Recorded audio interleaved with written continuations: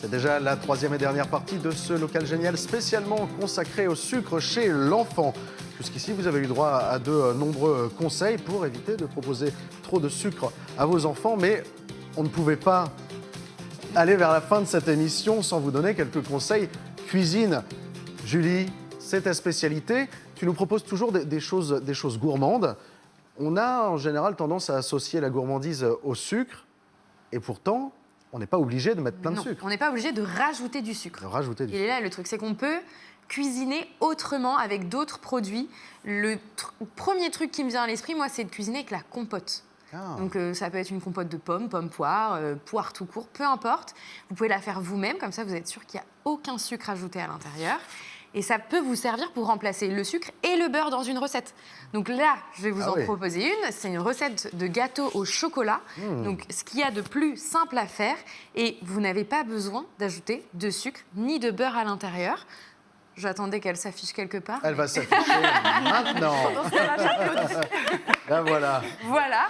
Et c'est vraiment très simple à faire. Là, j'ai utilisé du chocolat noir. Encore une fois, il y a moins de sucre que dans un chocolat au lait ou dans le chocolat blanc, où là, c'est une catastrophe.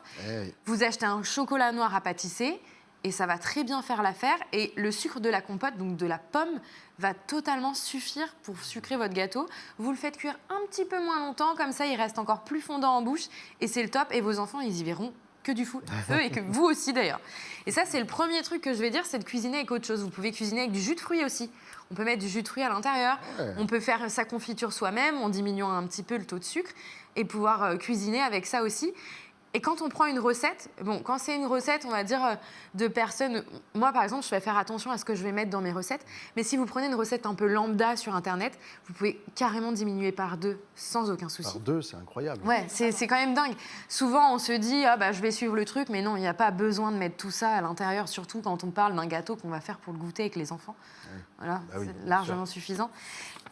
J'en viens à parler d'un livre, du coup, sans sucre ajouté. Et là, justement, il cuisine très, très souvent dans ce livre-là avec des fruits ou avec des sucres un peu différents. Parce que pareil, il y a plein de sucres différents.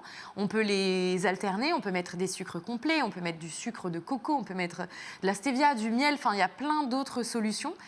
Encore une fois, vous pouvez diminuer avec ce qu'on vous propose. Et ce livre est très complet. Vous avez des recettes qui peuvent aller du gâteau, comme vous pouvez voir sur la couverture, à des choses un peu plus poussées, des desserts de pêche au romarin. Ah oui, ça fait envie quand même, ça. En dessert, vont vous donner très envie visuellement et vous invitez des gens, vous avez quand même quelque chose... Avec du goût, finalement. Pas forcément avec du sucre ajouté, mais avec qui en jette. Oui, c'est clair. Je te laisse du coup. Oui, moi j'étais obligée aussi d'amener un livre, mais cette fois pour la jeunesse. On parlait tout à l'heure de la manière de faire autrement, que ce soit à la maison, en centre de loisirs ou à l'école. Il y a aussi, toi tu as présenté un livre pour les adultes, il y a aussi des livres pour les enfants. Par exemple, là, celui-ci, le Je sais cuisiner, qui est sorti le mois dernier aux arènes, nous propose des recettes, mais nous propose aussi des petites choses comme ici, apprendre à casser un œuf. Il y a toutes ces techniques-là. Et je pense que l'éducation à la santé, elle passe aussi par le fait de faire. Enfin, voilà, de faire ensemble et d'apprendre à faire. À la pâte, Donc voilà, on retrouve des je sais casser les œufs. On retrouve une petite recette de flan avec les petites photos qui permet du coup à l'enfant presque de faire sa recette tout seul. C'est un livre très varié. Et puis il y a aussi des choses sucrées, des choses salées, le moyen de faire tout seul. Et puis le moyen aussi d'apprendre à lire des recettes différemment, voilà, avec des dessins plutôt qu'avec des photos. Il y a un côté ludique avec ce livre. Il y a un côté ludique. Ça parle aux enfants, ça parle aux parents. On a du fruit, on a du goûter, on a du petit déjeuner, on a du salé. Le truc principal, c'est de ne pas acheter, en fait. C'est plutôt de faire soi-même, de faire avec l'enfant. La compote, tu le disais. Ouais, c'est ça. Ça prend 5 minutes, en vrai. On coupe nos pommes, on les met avec un fond d'eau dans la casserole et... Voilà, ça fait sa vie tout seul. Aujourd'hui, il y a même des robots ménagers où on met dedans, on laisse faire et quand on revient, ça y est, c'est même mixé. On utilisera forcément moins de sucre que ce qu'on achète en industriel. C'est ça. On va pouvoir gérer le sucre pour remplacer, par exemple, cette boisson qu'on peut trouver dans le commerce. Vous prenez encore une fois des fruits, vous les coupez, vous les mettez dans l'eau toute la nuit. Le lendemain, ça va avoir un goût. Et ça sera suffisant. Plutôt que de mettre des bonbons pour l'anniversaire de votre enfant, une petite brochette de fruits par enfant, hop, c'est pareil, le tour est joué. Vous voulez un truc un peu plus gourmand, on peut mettre du chocolat noir autour. Je pense que c'est plutôt dans le côté, voilà, qu'est-ce que je peux mettre à la place de ce que je vais acheter au supermarché qui, pour le coup... À la place ou avec? Parce que la petite brochette de fruits, on peut mettre au bout un petit bonbon. Oui, un petit bonbon, voilà. Et en fait, il y a la notion plutôt que... portion, voilà, ça rejoint ce que tu disais sur le fait de diviser par deux les recettes. Et puis, dans tout ce que vous avez dit, ressort aussi la fierté d'avoir fait soi-même. Ah oui. C'est une récompense en soi. Et pour le coup, pour l'anniversaire de Juliette, tu peux faire cette fameuse brochette avec Juliette et l'emmener à l'école et en le disant gâteau au chocolat. Ouais, voilà. Et elle sera ravie d'avoir passé un moment avec sa maman. Exactement. Tout à fait. Et peut-être d'apprendre aussi à ses camarades à faire finalement. Toi, ça te plairait? C'est un truc, pour une maman, c'est chouette aussi à faire. Ah, c'est très chouette. On fait. Ah oui. Et puis, peut-être redonner un peu de confiance et de pouvoir à nos enfants. Parce qu'en réalité, si vous amenez un yaourt nature à votre enfant et le pot de sucre à côté, vous lui demandez de sucrer son yaourt, spontanément, il mettra moins de sucre que ce que vous lui auriez mis. Oui. Ah ouais. Il va mettre une cuillère, pas 4 ou 5. Voilà. Et moins de sucre qu'un yaourt déjà sucré. Et moins de sucre qu'un déjà sucré. C'est pas difficile de mettre moins. C'est ça. C'est clair. Voire peut-être des fois, il en rajoutera même pas.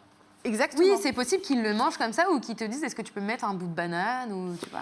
Et la même chose sur les boissons sucrées. Après tout, c'est l'anniversaire, c'est le jour de fête. Il vaut mieux acheter une bouteille qu'on répartit. Alors j'attire votre attention quand même sur la taille des verres en proportion de l'individu qui boit.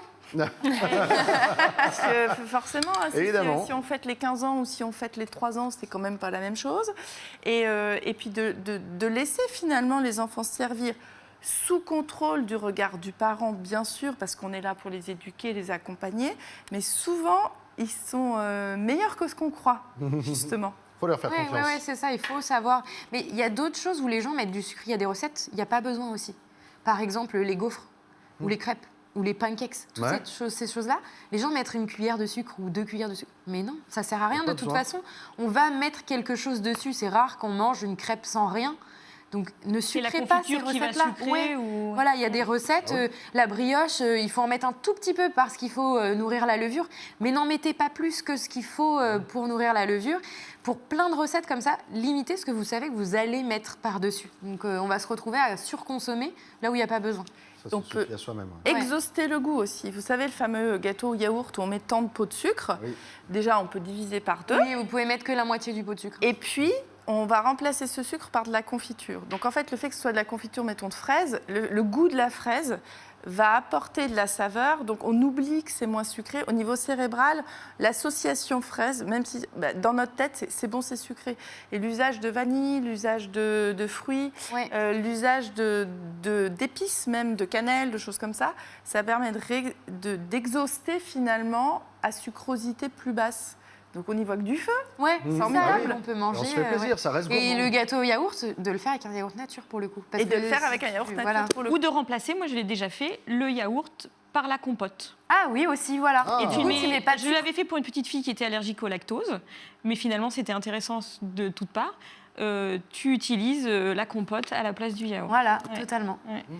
Moi j'avais une petite question, je pense savoir ce que tu vas me répondre, mais... Est-ce que je mets quand même des bonbons le jour de l'anniversaire de mon enfant à la maison sur la table? Moi, j'en mettrais. J'en mettrais sous contrôle, encore une fois, que ce soit, il y a une équité, etc. Et puis, je distinguerais mettre des bonbons de mettre un paquet de bonbons par enfant. Enfin, c'est vraiment, je reviens à la notion de portion. Et de partage. Et de partage. Je pense qu'il faut qu'on continue d'utiliser ces produits-là. Par contre, pas dans l'enceinte d'une structure officielle. Je rejoins Anaïs là-dessus. On confie les enfants à l'éducation nationale, au club de sport, etc. C'est vraiment des lieux d'éducation presque d'exemplarité à outrance. Mais c'est parce que en leur montrant ça, on espère qu'ils fassent ça. Ah oui. Voilà, Et est-ce que finalement, l'enfant n'apprécie pas plus d'avoir ces bonbons sur des moments un peu plaisir que plutôt d'en avoir à chaque goûter, etc. Je pense que moi, ma réponse, moi, serait oui, mais je ne sais pas ce que tu en penses. Mais ah oui, oui. C'est certain, en fait. Sur les astuces, on va demander à jouer sur les volumes et les portions. on va demander à jouer manger, vous voyez, sur les fréquences. Et puis, la conclusion, c'est un peu la chanson de Johnny, quoi. L'envie d'avoir envie. C'est si je ne l'ai pas trop souvent, puis qu'en plus, je l'ai préparé, choisi avec maman spécifiquement les bonbons qu'on aime, donc peut-être pas ceux que...